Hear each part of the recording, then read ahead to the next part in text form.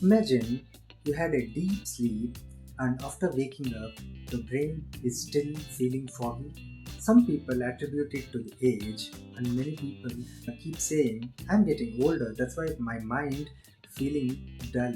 But often it's not the age, my friend, it's the load.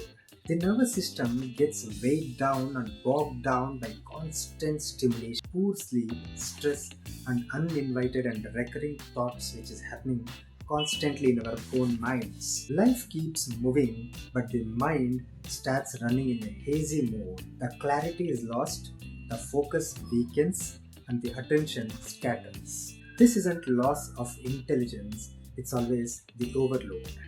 So, the fog isn't in the intelligence, it's in the bandwidth of our brain.